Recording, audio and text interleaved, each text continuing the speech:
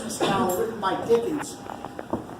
His original book was written in the 1840s, 1843 to be exact.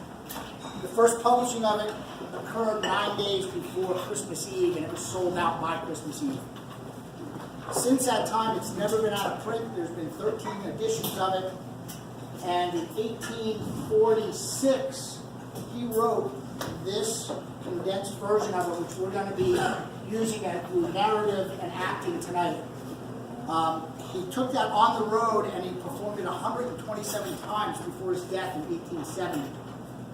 So, if you have not seen A Christmas Carol, you know, it is the contemporary story of a man who knows no want financially,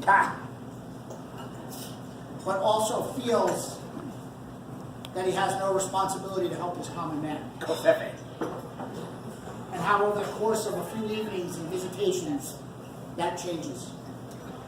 So without further delay, we'll start our version of Dickens' A Christmas Carol reading. We'll take a short intermission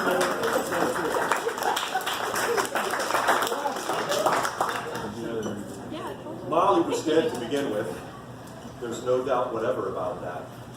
The register of his burial was signed by the clergyman, the clerk, the undertaker, and the chief mourner. Scrooge signed it, and Scrooge's name was good upon change for anything he chose to put his hand to. Old Marley was dead as a doornail. Scrooge knew he was dead? Of course he did. How could it be otherwise? Scrooge and he were partners for I don't know how many years. Scrooge was his sole executor, his sole administrator, his sole assign, his sole residuary legatee, his sole friend, his sole mourner. Scrooge never painted out old Marley's name, however. There it yet stood years afterward above the warehouse door, Scrooge and Marley. The firm was known as Scrooge and Marley.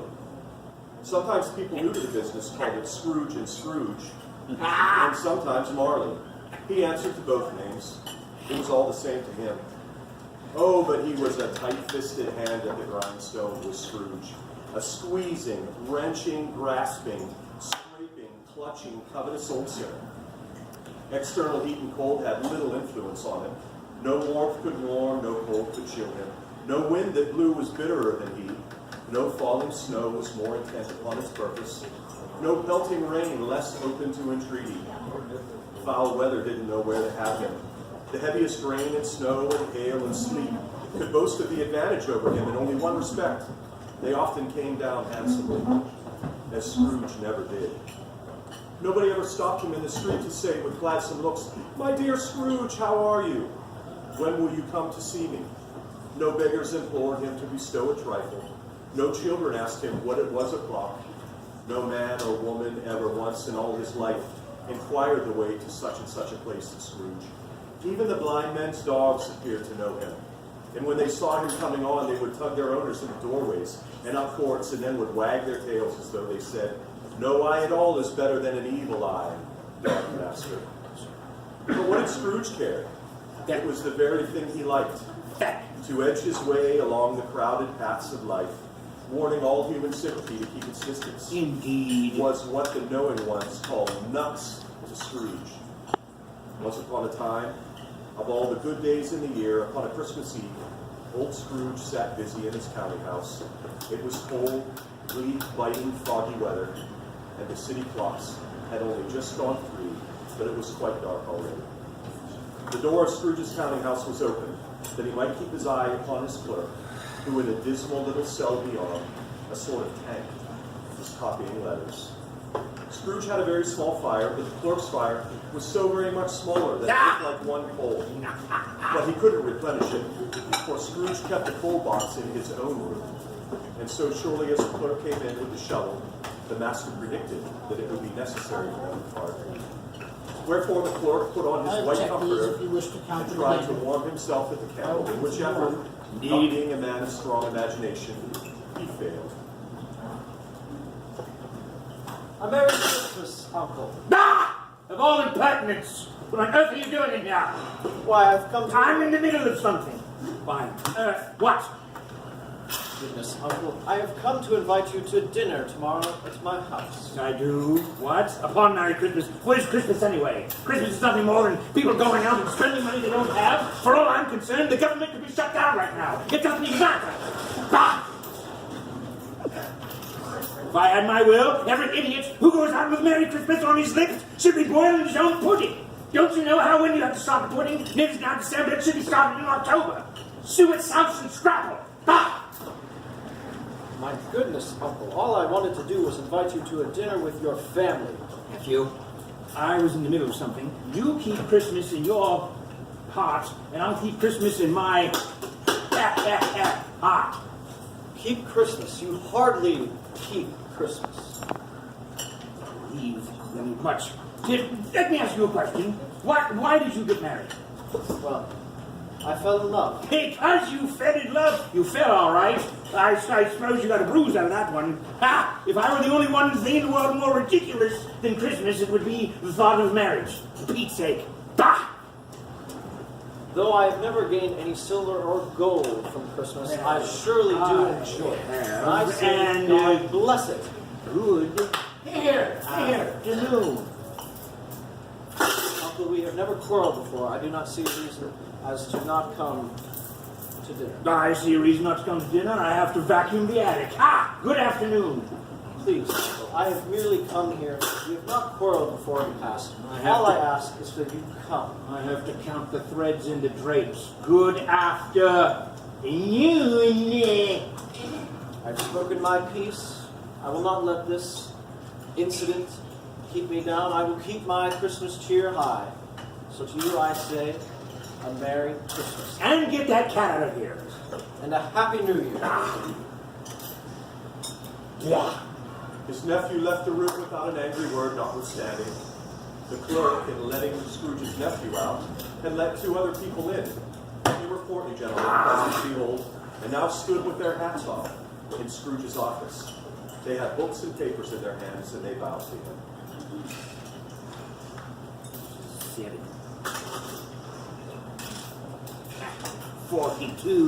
42. What do I look like, Rain Man? Ha! Who got you in? I told them. What? Who is it? What? Why? Merry Christmas. Now, you know what assume means, don't you? It makes that of both of us, kind sir. Ah! Marley or Scrooge? Molly has been dead for quite some time now, and even so, what's the first name on the Scrooge? Definitely Scrooge. Esquire, if you will. You're welcome very little.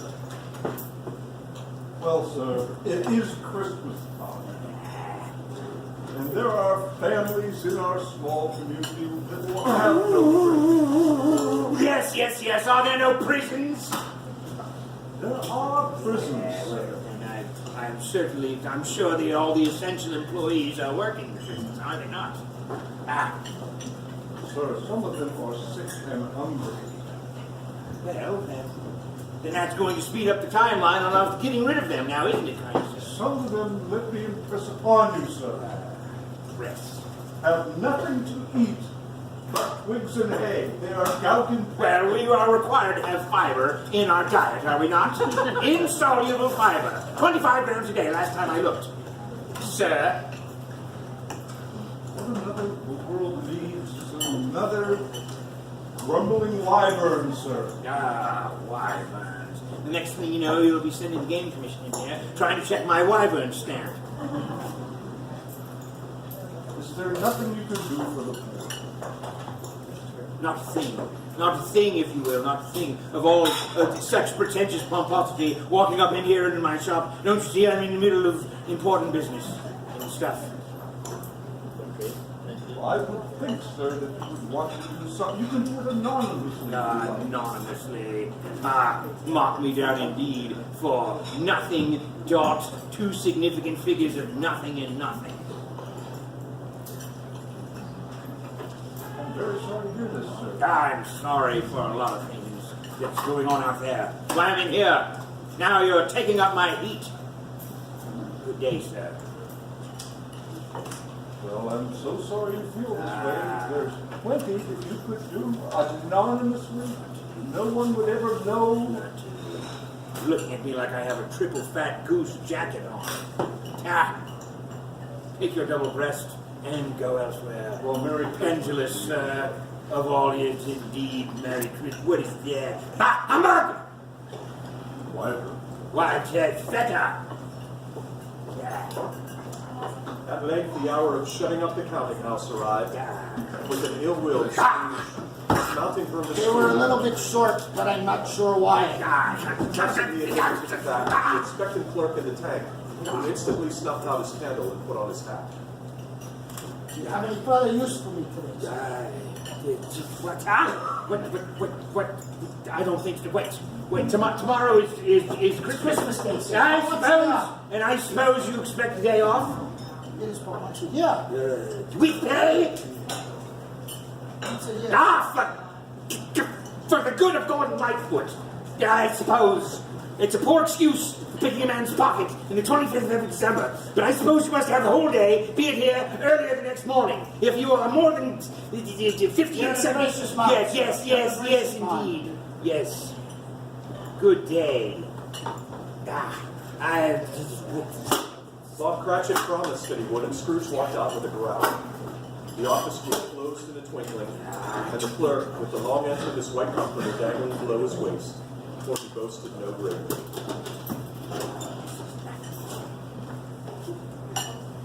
Scribbers in. Scrooge took his melancholy dinner in his usual melancholy tavern, and having read all the newspapers and beguiled the rest of the evening with his banker's book, went home to bed. He lived in chambers which had once belonged to his deceased partner. They were gloomy suite of rooms in a lowering pile of buildings up a yard. The building was old enough now and dreary enough, for nobody lived in it but Scrooge. Now it is a fact that there was nothing at all particular about the knocker on the door of this house, except that it was also very large. Also that Scrooge had seen it night and morning during his whole residence in that place. Also that Scrooge had as little of what is called fancy about him as any man in the city of London. And yet Scrooge, having his key in the lock of the door, saw in the knocker, without its undoing, any intermediate process of change, not a knocker, but Jacob Marley's face. Marley's face, with a dismal light about it, like a bad lobster in a dark cellar. It was not angry or ferocious, but it looked at Scrooge as Marley used to look, with ghostly spectacles turned up upon its ghostly forehead. As Scrooge looked fixedly at this phenomenon, it was a knocker again. He said, "Pooh, pooh," and closed the door with a bang. The sound resounded through the house like thunder. Every room above and every cask in the wine merchant's cellars below appeared to have a separate peal of echoes of its own. Scrooge was not a man to be frightened by echoes. He fastened the door and walked across the hall and up the stairs. Slowly, too, trimming his candle as he went. Up Scrooge went, not carrying a button, for it's being very dark. Darkness is cheap, and Scrooge liked it. But before he shut his heavy door, he walked through his rooms to see that all was right. He had just enough recollection of the face to desire to do that. Sitting room, bedroom, lumber room, all as they should be.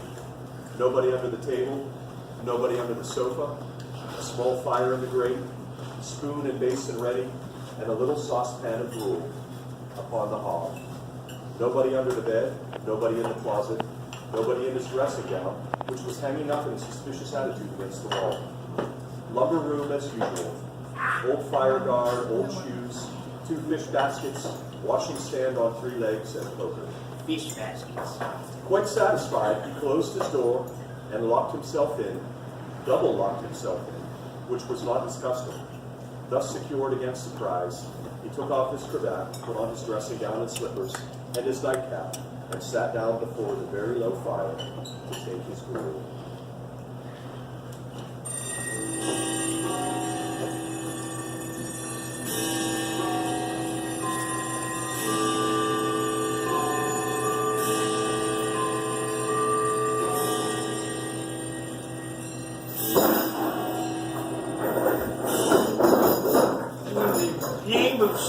Conway is that? Oh, for Tim Conway and Robbie Corman's sake.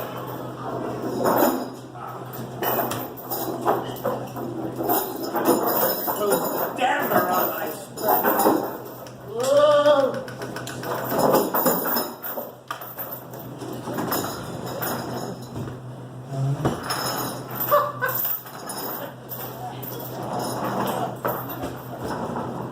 How now? What do you want with me?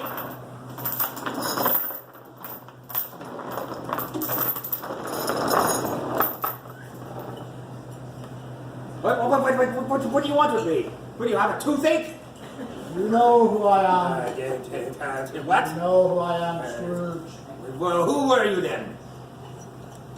It's Jacob Marley, your business partner. Wait. Can you sit down? While I can, I am not allowed. I must walk this earth forever. Pain and uncomfort. For the man I was.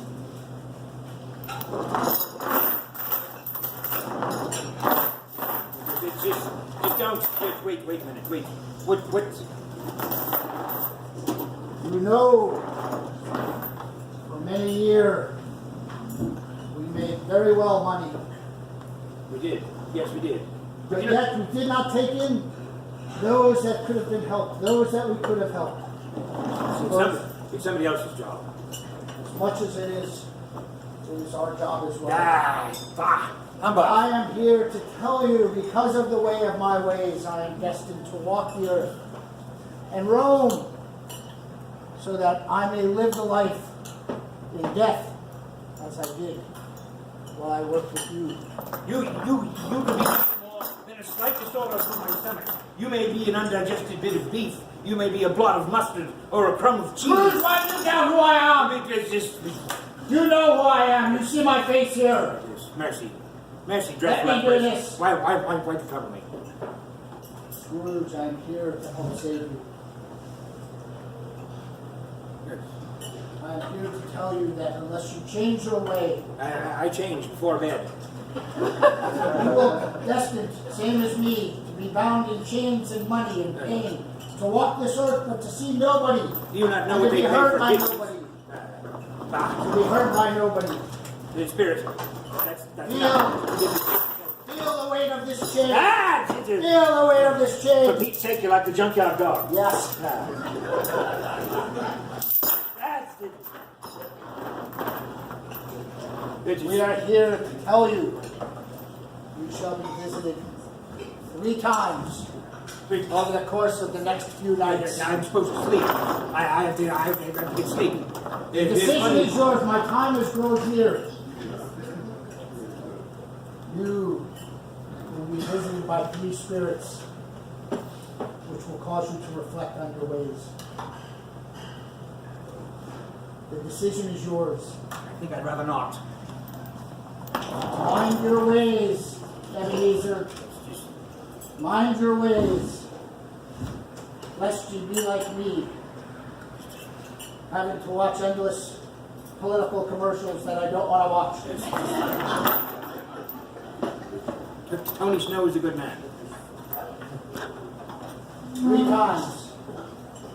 First, when the clock strikes 1 tomorrow.